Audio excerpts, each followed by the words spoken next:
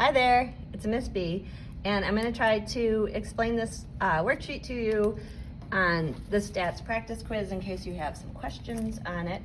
And so let's start with the first one. The question says, label the mean and standard deviations out to 3 above and 3 below the mean. Okay, so it says that the mean is 60, so that's always going to go in the middle. So these numbers can change depending on what's the mean and what's the standard deviation. Okay, so the mean is 60 and standard deviation is 10. So you go out 10, 60 plus 10 is 70, 70 plus 10 is 80, 80 plus 10 is 90. Okay, and then this way you would subtract 10. 60 minus 10 is 50, 50 minus 10 is 40, and then 30. Okay, so that is the standard deviations out to 3 above and 3 below. So this is 1 standard deviation, 2, 3. Okay, and so now it wants you to give a definition of a standard deviation. So basically, a standard deviation means how far each score lies from the mean.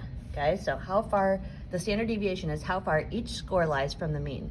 So if somebody got a 70, they are 1 standard deviation away from the mean. So again, standard deviation is how far each score lies from the mean. Okay. The second one says, in the chart above, indicate the percentage of the population that would fall between 1, 2, and 3 standard deviations. Okay, so these numbers on a normal curve, on a bell curve, are always going to be the same. And we use rounded percents for AP stats. In regular stats, you might go out a little bit more. Okay, so 34% of the population is at 1 standard deviation above, 34 is at 1 standard deviation below. And so when it says how many fall within 1 standard deviation, they mean 1 plus or minus. So they mean this whole thing. So that equals 68%. Okay, and then the next one is 13.5% and 13.5% here. So to figure out how many people, what percentage of the population fall between 2 standard deviations, you would have to take 34 plus 34, which is 68, plus 13.5 plus 13.5. So if you add all those numbers together, you get 95%. Okay, and this little chunk right here is 2%. Okay, so 2% of the population have scores that fall within there. So again, you add all these together, and how many people lie between 3 standard deviations, and the answer would be 99%, because I'm just adding this plus this plus this plus this plus this plus this. All right, okay, so that is standard deviations from the mean. And the next page we're going to look at, it says, in the chart above, label the z-scores that go along with each of the standard deviations you have labeled in question 1. Okay, so this is 0. Okay, this is z equals 1, z equals 2, so z just means standard deviation, z equals 3. And then here you have z equals -1, z equals -2, and z equals -3. You could go out another standard deviation, there would be 0.5% in there, but they kind of, in this graph, kind of squish it off there, so you can't really see it. Okay, a definition of a z-score. Z-score is a measure of distance of a score from the mean in units of standard deviation. Okay, so it's just a measure of distance of a score from the mean in units of standard deviation. Okay, the next question, number 4, says, in the chart above, label the percentile rank for each of the scores you have placed in question 1. Okay, so percentile rank, we're going to say that this is 50%, because we know that if you scored a 60, that you scored equal to or better than 50% of the population. So your score is at 50%. okay? To go up from there, you would take 50 plus 34, which would be 84. Whoops, that's an 8, if you can't read my writing. Sorry, I'm kind of writing sideways here. And then you'd go 84 plus 13.5, which would be 97.5%.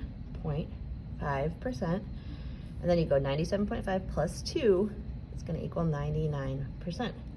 Okay, and then you would go the other way. 50 minus 34 is 16%. 16 minus 3.5 is 2.5%. And 2.5 minus 2 is 0.5%. Okay, so these numbers, everything below this line is constant. So it's the same on any normal curve. Okay, any normal curve. Like if it's skewed, it's going to be different, but this way it's the same. These could change depending on what the mean and the median are. Okay, so number 4 asks you what's a definition of percentile rank. So percentile rank is the percentage of scores that are equal to or lower than the score you are considering. Okay, percentile rank, the percentage of scores that are equal to or lower than the score you are considering. Okay, the next one is going to ask you about some different, not a normal curve, okay? So it says if the instructor had an exam and the students did not know the material very well, except for a few students who had taken an introductory course, how would the distribution change?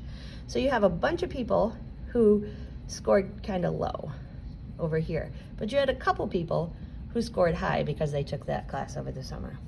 Okay, so if I drew it out, okay, remember we talked about this, the whale tail goes to the right, okay? Remember I said this was a whale, okay? The whale tail goes to the right. So this would be positively skewed, okay? Because of these outliers, okay? Outliers, okay? So when there are a few outliers toward the high end, it makes a positively skewed distribution. Okay, I'll say that one more time. When there are a few outliers toward the high end, it makes a positively skewed distribution. Okay, so normally the mean, median, and mode would be here. Okay, but now, okay, we are skewing it this way. So now the mean, median, and mode are shifting this way. Okay, so the mean, with a positive skew, the mean, median, and mode will be lower than in a normal curve, okay?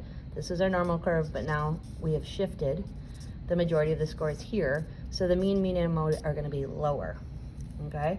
And so number 6 is just the reverse of that.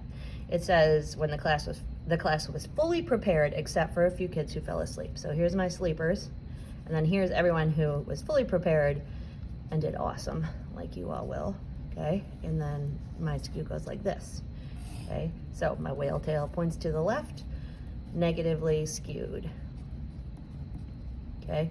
And our outliers are on this side this time, okay? So when there are a few outliers toward the low end, it makes a negatively skewed distribution, okay? When there are a few outliers toward the low end, it makes a negatively skewed distribution. And then what's gonna happen with your mean, median, and mode is this time they're gonna shift this way, okay? And the mean, median, and mode will be higher than in a normal curve, okay? All right, moving along, number 7 asks, explain how the AP Psychology exam is a standardized test. You must have both parts of the definition included in your example. Okay, so standardization, you have to have 2 things in that definition, okay? So when we're taking a standardized exam, like think of like when you take the PSAT and your teachers read you the scores, right? Or read you the directions. Every teacher is reading the same directions, okay? And if it's timed, every student gets the same amount of time. So standardization means that the procedures of administration are kept the same. That's the first part. Standardization means that the procedures of administration are kept the same. And the second part is that the scores are based on a pre-tested group's norm, okay? So they test a whole bunch of people and they say, oh, this is what the norm is, and then when you take the test, then they'll compare your score to the norm of the pre-tested group. So again, it has to have two parts, that the procedures of the administration are kept the same, and that the scores are based on a pre-tested group's norm. Okay, this down here says, if a test for extroversion is given Monday and the same test is given to the same subjects 1 week later, it is test, retest. Okay, test, retest reliability. Okay, and to test or to compute that, this is reliability just for test, retest. Okay, to compute that for test, retest, you would use the Pearson R, and if you remember, like you'd have, oh, here were their first scores, and here were their second scores, okay? This is a scatter plot. Okay, that's how they'd see if the score is correlated. Okay, I hope that helps. If you have any questions, please let me know. Bye.